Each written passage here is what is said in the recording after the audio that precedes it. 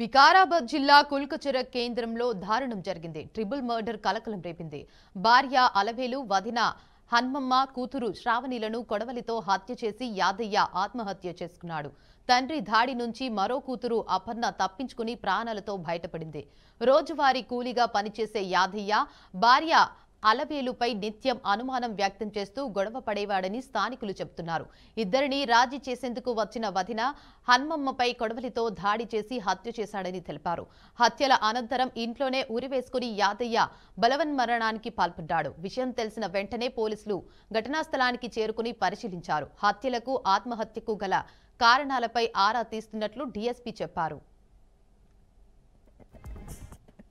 తెల్లవారుజామున కులక్చెర్లలో ఒక 100 కాల్ రావడం జరిగింది. దాన్ని అటెండ్ చేస్తే అక్కడికి వెళ్ళి చూస్తే యాదయ్య అనే వ్యక్తి అతని భార్యని, చిన్న బిడ్డని, వాళ్ళ వదినని ముగ్గురిని కత్తితో చంపిండు. వాళ్ళ పెద్ద బిడ్డని కూడా చంపడానికి ప్రయత్నం చేసి ఆ అమ్మాయి తప్పించుకొని పారిపోయింది. ఆ తర్వాత అతను కూడా ఇంట్లో ఉరేసుకొని చనిపోయిండు. దీని విషయంలో ప్రాథమికంగా మేము విచారణ చేస్తున్నాము. దీని మీద ఫిర్యాదు తీసుకున్న తర్వాత ఫర్దర్గా డీటెయిల్స్ మేము అప్డేట్ చేస్తాం. అంటే పాలెలు అవుతారు, వాళ్ళు ఏమైతే మాకు తెలియదు. వాళ్ళ ఇల్లు మాకు ఏం టచ్ లేదు, దూరం ఉన్నాం మేము, మాకు తెలియదు. వాళ్ళు మా ఇంటికి కూడా రారు బాగా. 2 అయిందో ఏమో మాకు తెలిసినప్పుడు 4 అయింది. ఆమె వాళ్ళకి ఫోన్లు చేసి పిల్ల వేరే వాళ్ళకి చెప్తే మాకు ఆ పిల్ల వాళ్ళు వచ్చి మాకు చెప్తే ఎరిపోయింది. మేము అసలు చేనులకు పనికి పోతాం, కుదరసంది పనికి వెళ్తాం. ఇక ఇదే అంశంపై మరింత సమాచారాన్ని మా క్రైమ్ బ్యూరో చీఫ్ ఇన్నారెడ్డి అందిస్తారు. చెప్పండి ఇన్నారెడ్డి, అప్డేట్స్ ఏంటి? దేవిక, మనం చూస్తున్న వికారాబాద్ జిల్లా కుల్కంచెర్లలో ఈ దారుణం చోటు చేసుకుంది.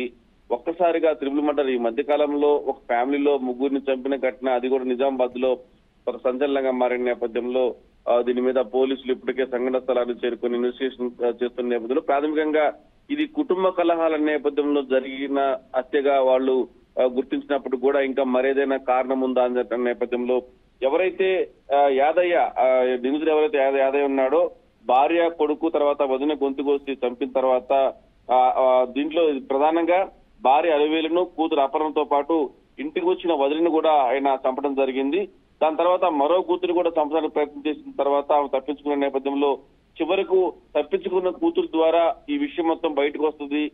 నన్ను ఊర్లో వాళ్ళు కానీ తర్వాత పోలీసులు కానీ ఊరుకొని చెప్పేసి ఇమీడియట్ గా ఆయన ఆత్మహత్య చేసుకున్న నేపథ్యం అయితే మనకు కనిపిస్తా ఉంది. సో మొత్తం మీద ఈ ట్రిపుల్ మర్డర్ కేసులో యాదయ్య ఇంత దారుణంగా ఫ్యామిలీ మెంబర్స్ ని చంపడానికి గల ప్రధానమైన కారణం ఏంటి అన్న దాని మీద ప్రస్తుతం ఆయన ఫోన్ కాల్ రికార్డ్స్ కావచ్చు, తర్వాత బంధువుల దగ్గర నుంచి, అంటే ఈ ఘటన సంబంధించి గతంలో ఏమన్నా ఫైనాన్షియల్ ప్రాబ్లమ్స్ కానీ కుటుంబ కలహాలు కానీ ఏమైనా ఉన్నాయా, అది ఇంత తీవ్ర రూపంలో అంటే మనుషుల్ని చంపేంత తీవ్ర రూపంలో ఏ ఇష్యూస్ ఉన్నాయో దాని మీద పూర్తి స్థాయిలో విచారణ జరుపుతున్న నేపథ్యంలో ప్రస్తుతం అయితే మాత్రం కుటుంబ కలహాలే ఈ హత్యలకు కారణం అని చెప్తున్నప్పుడు కూడా ఆ కారణం ఏంటంటే దాని మీద ప్రస్తుతం అయితే మాత్రం నిజామాబాద్ పోలీసులు ప్రస్తుతం అయితే ఎంక్వైరీ కొనసాగిస్తా ఉన్నారు.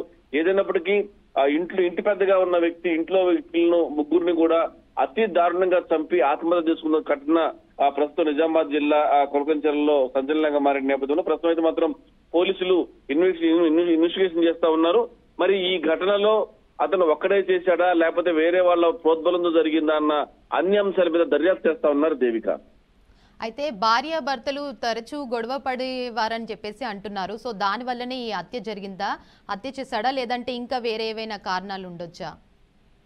దేవిక, మనకు ఏదైనా సరే ఇలాంటి ఘటనలు జరిగినప్పుడు జనరల్ గా మనకు తెలుస్తా ఉంటది కుటుంబ కలహాల నేపథ్యంలోనే ఇక ఇలాంటి ఘటనలు జరిగే అవకాశం ఉంది. కొన్ని ఆవేశంలో మీరు చెప్పినట్టుగా భార్యాభర్తల మధ్య తరచూ గొడవ జరుగుతున్న నేపథ్యంలో ఈ హత్య జరిగిందని చెప్పిన నేపథ్యంలో ఒకవేళ భార్యాభర్తల మధ్య గొడవ జరిగి ఉంటే భార్యని మాత్రమే చంపేవాడు, కానీ ఇంట్లో వాళ్ళని కూడా వదిలిన తర్వాత కూతురుని చంపిన నేపథ్యంలో దీంట్లో ఏదో పెద్ద కారణమే ఉండే అవకాశం కనిపిస్తా ఉంది. ఇది ఆర్థిక పరమైన అంశాల్లో ఉన్న గొడవ లేకపోతే ఇంకా మరేదైనా కారణమైన దాని మీద ప్రస్తుతం దర్యాప్తు కొనసాగుతా ఉంది. ఏదైనప్పుడు కూడా భార్యాభర్తల మధ్య గొడవ కూడా ఒక కారణమైనప్పుడు కూడా మరి ఇంత తీవ్ర స్థాయిలో ఒక్కసారిగా ముగ్గురిని దారుణంగా నరికి చంపి ఇంకో కూతురిని కూడా చంపడానికి ట్రై చేసి ఆత్మహత్య చేసుకున్న యాదయ్య వ్యవహారంలో ఇంకా బలమైన కారణమే ఉంటుందని చెప్పి కూడా పోలీసులు భావిస్తారు. ప్రస్తుతం అయితే మాత్రం దర్యాప్తు కొనసాగుతా ఉంది దేవిక. అయితే చిన్న కూతురు ఇంకొక అమ్మాయి అయితే తప్పించుకుంది. ఆ అమ్మాయి ఏం చెప్తుంది? ఆ అమ్మాయి సమాచారం ఏమని ఇచ్చిందా? అయితే ఇంట్లో ఉన్నప్పుడు తాను అంటే ఈ ఘటన జరిగిన సమయంలో ఎప్పుడైతే వాళ్ళ ముగ్గురిని అటాక్ చేస్తా అంటే ఎవరైతే వాళ్ళ భార్య కొడుకు వదిన గొంతుకు చంపుతున్నప్పుడు తాను ఆ రూమ్ లో లేరని, తర్వాత ఎప్పుడైతే ఒక్కసారిగా అంటే ఒక మనిషి మీద అటాక్ చేస్తున్నప్పుడు వాళ్ళు పెద్దగా అరుస్తూ ఉంటారు కాబట్టి ఆ అరుపులు విని అక్కడికి వెళ్ళాలని ట్రై చేసినప్పుడు తన తండ్రి యాదయ్య వాళ్ళని చంపుతున్నట్టుగా చూశాను. తర్వాత వాళ్ళని చంపిన తర్వాత తన మీద కూడా దాడికి రావాలని చెప్పి తను కూడా హత్య చేయాలని చూసిన నేపథ్యంలో తను పరారయ్యని చెప్పేసి కూడా ఆమె చెప్తున్న పరిస్థితి. ఏదైనప్పటికీ ఒక కుటుంబ పెద్దగా ఉండి కుటుంబంలోని ముగ్గురిని అతి దారుణంగా చంపిన ట్రిపుల్ మర్డర్ కేసు వ్యవహారం మాత్రం పోలీసులు చాలా సీరియస్ గా తీసుకున్నారు. ప్రస్తుతం అయితే మాత్రం ఎవరైతే ఈ హత్య యత్నం నుంచి పరారైన పెద్ద కూతురు ఎవరైతే ఉందో ఆమె ప్రస్తుతం ఒక ట్రాన్స్ లో ఉంది. అది చెప్పడానికి కూడా భయపడుతున్న స్టేజ్ లో ఉంది. కాబట్టి కొంతసేపు ఆగిన తర్వాత ఆమె కూడా పూర్తి స్థాయిలో విచారణ చేసి తర్వాత ఈ కారణం అంటే ఈ ట్రిపుల్ మర్డర్ చేయడానికి ప్రధానమైన బలమైన కారణం ఉంది. ఇది ఆర్థికపరమైన అంశాల కారణమా లేకపోతే కుటుంబంలో ఉన్న మరేదైనా కారణమా? ఇది భార్యాభర్తల మధ్య గొడవ అయితే ముగ్గురిని చంపేంత దారుణ స్థితిలో ఉండదు. ఇక వేరే కారణం ఉందని చెప్పి కూడా పోలీసులు భావిస్తా ఉన్నారు. Right, thank you for the update Inna Reddy.